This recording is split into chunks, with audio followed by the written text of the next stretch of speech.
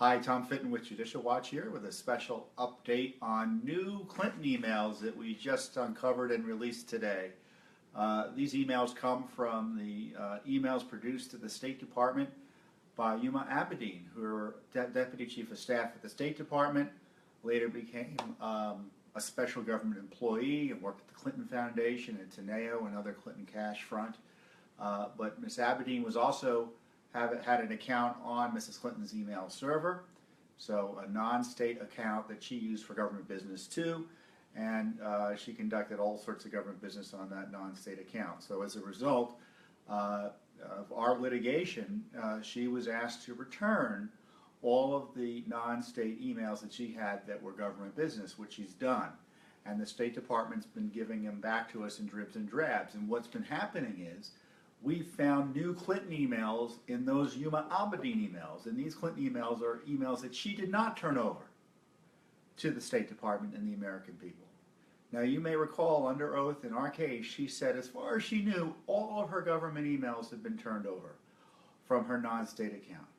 Well, that's not the case, because the latest batch today that we're releasing shows 44 new email exchanges that were not previously turned over by Mrs. Clinton, which now raises questions again about what she told the court under oath.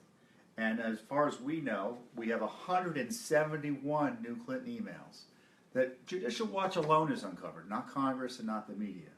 And what's in the new Clinton emails? Well, she's communicating with her pollster about NATO and piracy. Don't you love that?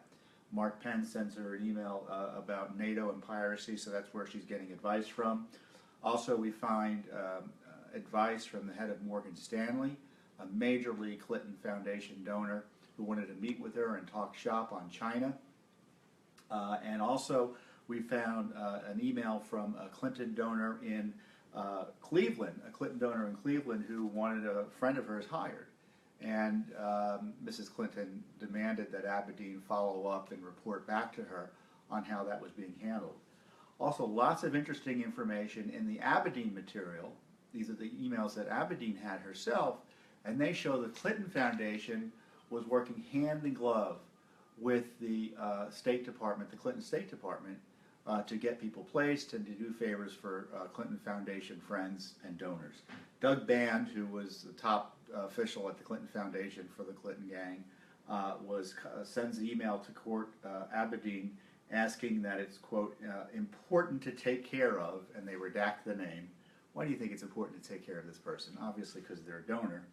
And Abedin tells her, don't worry, personnel has been sending him options. Well, isn't that nice? The Clinton Foundation gets this. Also, there's a big league Clinton donor, a billionaire, Gilbert Chagoury, who demanded be put in touch with the State Department's Lebanese representative. Band notes that Chagoury is a key guy there in Lebanon and to us. Well, of course he's a key guy to them because he was giving money to the foundation. And he insisted that Abedin called the ambassador, Jeffrey Feltman, to connect him to Chagoury. Unbelievable stuff. He gave, Chagoury gave $1 to $5 million to the Clinton Foundation, and he pledged $1 billion to the Clinton Global Initiative. So Chagoury also has a checkered history. He was convicted of money laundering back in 2000. So this is not the type of person you probably want communicating too closely to anyone in the State Department, but if you're the Clinton Foundation, you get it in. Now, you know, Mrs. Clinton, in order to get appointed, because both Democrats and Republicans were concerned about her connections to the Clinton Foundation and the business interests of her husband and the speech making and everything, and she promised that she would stay out of it. And this is the letter that she wrote. For the duration of my appointment as secretary, if I am confirmed, I will not participate personally and substantially in any particular matter involving specific parties in which the Clinton Foundation or the Clinton Global Initiative is a party or represents a party. How does that fit in with the Clinton Foundation's top guy talking to her chief of staff and deputy chief of staff and top officials in the State Department in her office to get favors for donors and supporters of the Clinton Foundation? It broke her promise, a promise she made to Democrats who were concerned about it and Republicans who were concerned about it, and yes, even to President Obama.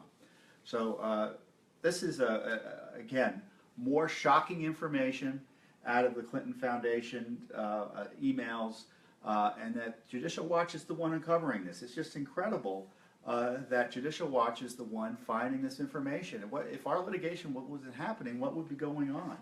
And so this is why it's important you keep on tracking our work, and if you're supporting our work, this is what you get. You get this key information and accountability no one else is able to get, because Mrs. Clinton thinks she's above the law, and she tried to hide these emails from the American public. Why weren't they turned over? Were they deleted? Did she miss them? I don't know. And of course, Huma Abedin had these emails in her separate email system too on this Clinton email server. So there's a lot more coming out. We're getting new batches of documents almost every month. So there's just going to be more drips and drabs of this Clinton email material. Again, new Clinton emails, and this is in addition to the new emails the FBI has recovered as part of this investigation, and it will be produced to Judicial Watch and litigation. So, oh boy, this is not over. And along the lines of the Clintons, we have a major new report from our chief investigative reporter, Micah Morrison, out today on our website. It's called The New Tammany Hall, New York in the Age of Corruption. And it talks about Mayor de Blasio and how Clinton cronies are carving up the city. And there's a major developer up in New York, Bruce Ratner, who again is close to the Clintons, close to de Blasio, and he's involved in had been involved in the development called Atlantic Yards, using all sorts of taxpayer money, both I think federal and local and state. And you've got Russian connections, you got Chinese visa connections, you've got corruption connections in New York, and I think Ratner's company even is the landlord for the Clinton campaign's office headquarters. So this report by Micah Morrison is well worth reading. It raises questions again about whether there's a new Whitewater type scandal up in New York, and whether again taxpayers are being gouged by the Clinton gang through illicit connections in a state where the rule of law is secondary to the political and financial interests of the politicians running things up there. And if you've been following New York politics at all, you know there have been several Republican and Democrat corruption scandals done, and it's torn the state apart, at least politically. And Mrs. Clinton is the former senator from New York and a big player up there. Looks to be more involved than she probably wants you to know. So that's why it's important that you go to our website and read the new Tammany Hall, New York in the Age of Corruption. It's on our front page.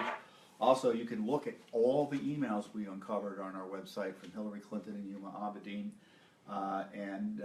You know, we may have missed something, so go ahead and look at them all and let us know if we missed something important that you think ought to be highlighted. So there are hundreds of them. So thanks for the attention and the special support. And I encourage you, those of you who are already supporting us, to keep it on, and those of you who aren't supporting us, this anti-corruption work is essential if we want accountability in government. And if you don't trust politicians to do the right thing unless they're watched, then you're going to want to support Judicial Watch. So thanks again. I'll talk to you later this week.